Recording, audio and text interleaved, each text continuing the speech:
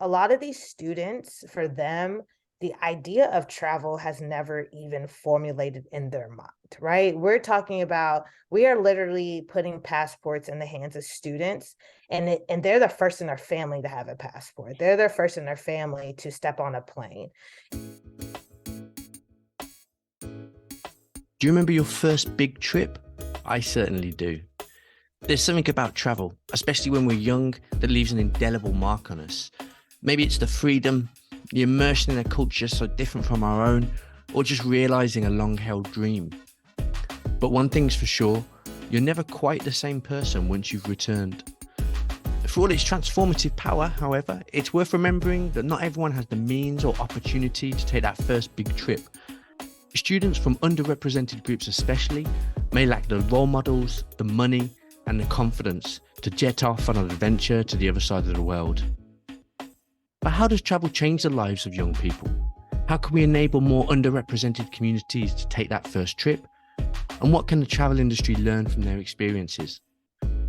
My name's Jack, and you're listening to Battleface Uncharted, a podcast brought to you by Battleface Travel Insurance. We speak to some of the travel industry's leading figures to discover the trends that you need to know about. One organization very qualified to answer those questions is Texas-based nonprofit 2Fly Foundation. 2Fly was founded in 2016 by Bola Ibidapo, Brandon Miller, and Brian Millage to enable young students of color to take part in educational programs abroad. That means providing passports and travel grants to students and student organizations across the US, as well as arranging educational programs designed to inspire a love for travel and equip them with the skills they need to start exploring. And it's a mission which is very aligned with our own, of bringing people and the world together. That's why Battleface has supported 2Fly for the past 2 years, including a recent grant of $10,000 that will be used to sponsor at least 10 students. We spoke to Executive Director Bola to find out more. Bola, why is it so important to open travel up to people who wouldn't necessarily get the chance? Thank you, Jack. I could talk about the importance of travel and its impact on people, especially young people, all day. Truly, travel is education. Think about it, like every time you go abroad, the different cultures and views that you see and the perspectives that you're interacting with, it molds you as a person. And so imagine being able to get that experience when you're a student, let alone an adult. And so travel, my philosophy is the biggest educator. It's the best classroom anyone could get, and every person should be able to get that experience. But we know it's a financial barrier, or just even first planting the seed in someone's head before they actually get the opportunity to do so. Of course. Can you tell me about some of the trips you've enabled and the feedback you've received from students who have taken them? Yeah, it's so cool. If you look at the map of where all of our students have gone, they've hit almost every single continent. So it's students that we're helping are going to parts of Africa, like Ghana and Kenya, or Japan, parts of Europe. Costa Rica is a huge hit. And we're really seeing Black and Brown students go to these various parts of the world. I think one of my favorite stories is a student named Thomas Lee, and he went to Japan when he was in 8th grade, and we helped him get there. And he's super interested in like robotics already, and now he's in college trying to finish up a mechanical engineering degree, right? And that was already something in him, but I know that trip, and he has said that trip has sparked him to see all these different technologies and get him excited about building his own things. Fantastic. And I mean, to be clear, these trips are kind of part of formalized education. I mean, does that mean that these are students going for entire semesters abroad, or is it kind of just, trips that are arranged through their schools or universities? Correct. That's exactly correct. So it's formalized in the sense that they are going through some type of institution. And because we help students from middle school age to throughout undergrad age, so you're talking about students that could be as young as 11 to as old as 20. Um, the length varies. So we've had students go on excursions to Costa Rica for 10 days, to students have who go off to uh, Paris or Spain for an entire school semester. I know on Two Fly's website you have some amazing stats about the impact of travel on young people's confidence, their educational attainment, and ultimately their careers. Do you have any personal stories that kind of stick out to you from the travelers you've helped? Yeah, for sure. I shared a little Thomas Lee story of him going to Japan. There was another student who went to Ghana.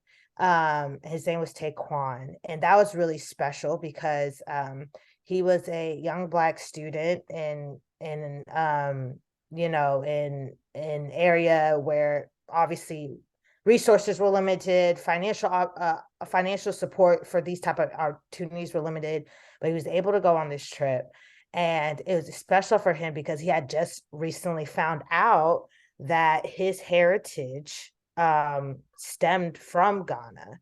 And so it was really eye-opening for him to go to the US, especially, when we're talking about race, right? And we're talking about race in the US and um uh especially people of color, refinding their roots and where their origin really started.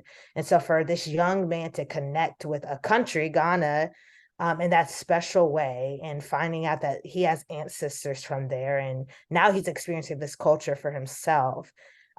His testimony is super touching to know that he got to live that experience for himself. Of course, yeah.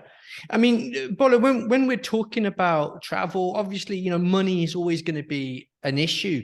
I wonder what other obstacles exist that prevent young people from, especially underrepresented communities having these experiences. Yeah, that is the other thing for sure, but outside of money is exposure. And that is something that we at Two Fly attack. We like to say we're attacking two barriers. One is equipping, and then one is exposing, and then we're equipping. So the travel kits that we give out, which is not just scholarships, but luggage and luggage accessories and how to etiquettes to prepare them to get abroad. But the exposure part, a lot of these students, for them, the idea of travel has never even formulated in their mind, right? We are literally putting passports in the hands of students, and they're the first in their family to have a passport. They're the first in their family to step on a plane. And so beyond just finances, it's their mind. It's planting the seed that, hey, you, young Black or brown person, you have the opportunity to also see the world and explore the world in various parts of the world where some people don't look like you, parts of the world where your ancestry came from. And so, that's what we try to do. So we have other types of programming, like our travel at home programming that allows students to study abroad at home through our virtual reality curriculum. We have a Flight Academy pep rally where it's like this high energy. We go into schools and it's fun, and we're doing trivia and auditorium, and we're talking about things travel. We're sharing our own travel experiences. And then students are leaving saying, wow, you know what? I think, yeah, when I get to high school, when I get to college, I definitely want to see what my options are. Absolutely. So you mentioned then travel at home. What does that consist of? Yeah, travel at home was an idea that was birthed out of my team in the middle of the pandemic, right? This is year 4 of us making an impact, and now the whole world is going nowhere. No one is getting on a plane, no one is traveling. But what we're seeing is not only are students missing that opportunity of travel, but now there is clearly this highlight of the gaps of resources extended to Black and brown students specifically in these under-resourced communities, right? Students are now at home, parents are trying to figure out what to do with them, and the technology to be able to even keep them on track is a gap. The resources to keep them learning and engaged while at home. And so we were like, how can we bring this opportunity to them? So Travel at Home is a virtual reality curriculum where we literally curated this box, and you open it up and there's a VR headset and there's a curriculum book in it that we created from page one to the end, in a tablet.